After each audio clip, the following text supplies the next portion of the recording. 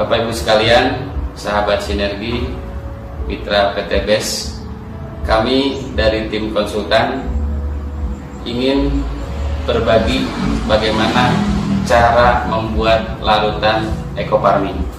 Seperti yang kita saksikan di depan saya, ada 3 jenis larutan yang akan kita campurkan ke dalam ekofarming. Yang pertama, ini larutan air tetes tebu atau istilah lain molase.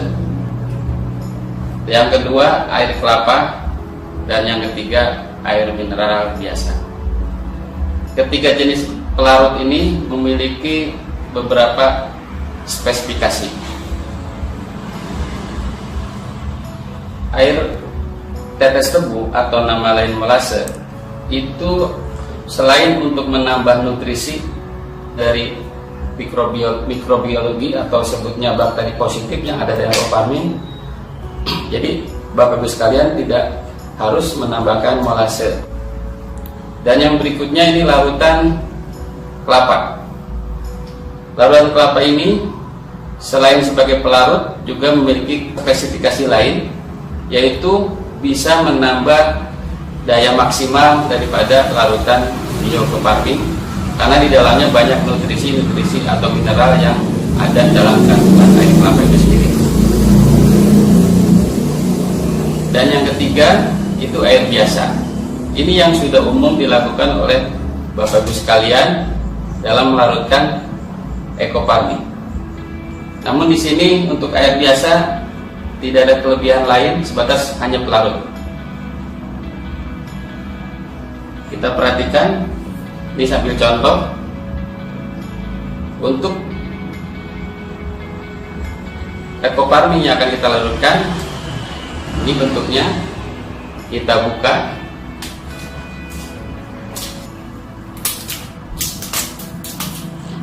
Nah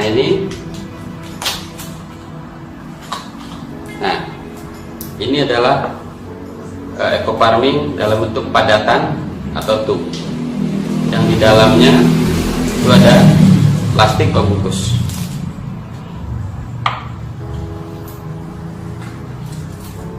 Ternyata di dalam tub ini juga dalam kemasan ada petunjuk untuk penggunaannya, baik kebutuhan jenis tanaman maupun dosis standar yang ada dalam brosur ini. Mari kita langsung saja tata cara pembuatan larutan, mulai dari larutan tetes tebu ya.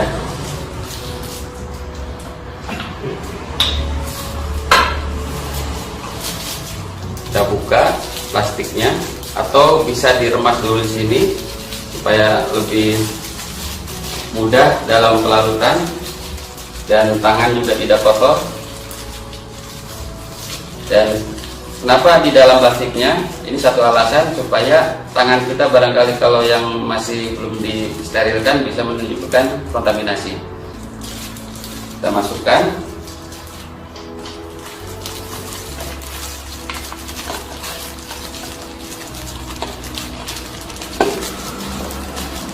Ini larut ekofarming yang sudah dihancurkan dan dimasukkan ke wadah yang akan kita jadikan biang ekofarming.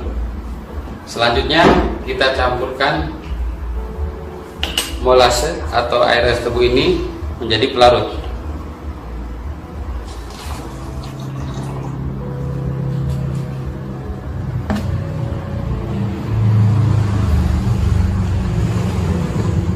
Perlu diketahui juga isi normalnya ini 600 ml.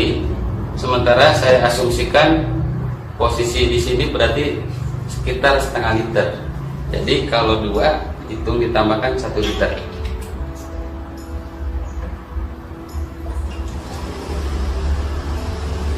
Larutan dari air kelapa. Ini masih ya posisinya seperti yang tadi dilakukan, karena tangan saya ini perlu diremas ataupun dihancurkan di dalam plastik supaya tidak terjadi kontaminasi.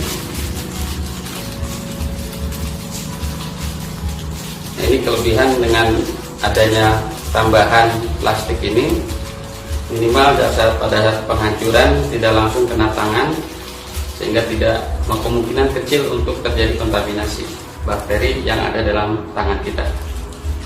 Kita masukkan ke sini.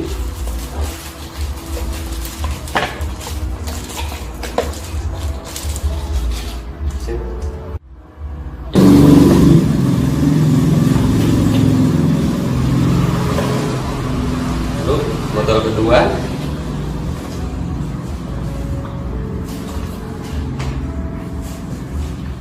Selesai untuk pembuatan larutan minyak ekoparmin dengan bahan pelarut air kelapa, dan proses penutupan harus rapat juga, kemudian diaduk. Ini hasil yang sudah jadi minyak ekoparmin dengan pelarut air kelapa. Kita lanjut berikutnya untuk pelarutan dengan air mineral atau air biasa. Biasa kita hancurkan dulu supaya lebih memudahkan.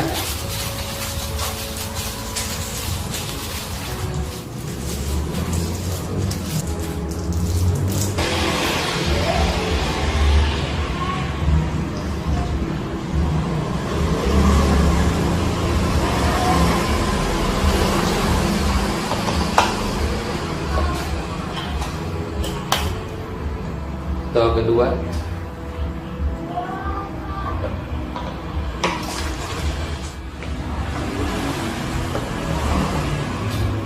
Ditutup rapat supaya memudahkan untuk pengadukan.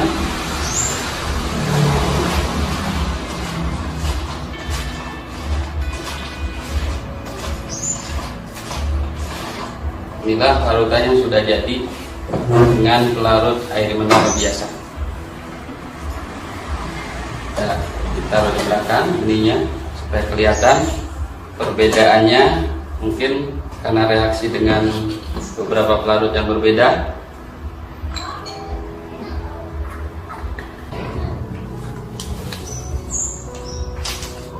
Inilah hasil dari pelarutan ekoparmin dengan 3 jenis pelarutan,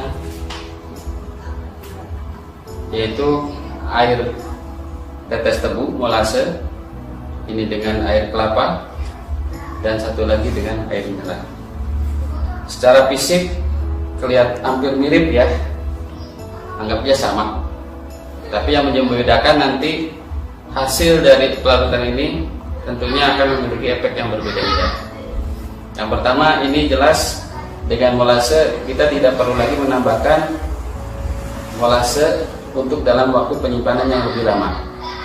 Yang kedua, ini juga sudah mengandung mineral, bahkan ya air kelapa itu juga di dalamnya ada glukosa. Jadi ini sudah tidak perlu lagi ditambahkan molase atau nutrisi mikroorganisme. Yang ini yang terakhir, ini mesti ditambahkan molase kalau disimpan lama. Terus untuk nanti pemakaian berikutnya setelah selesai membuat larutan, ini menjadi ukuran bahwa larutan ini nanti akan dibagi dalam bentuk dosis ataupun penghitungan konsentrasi dalam aplikasi penyemprotan.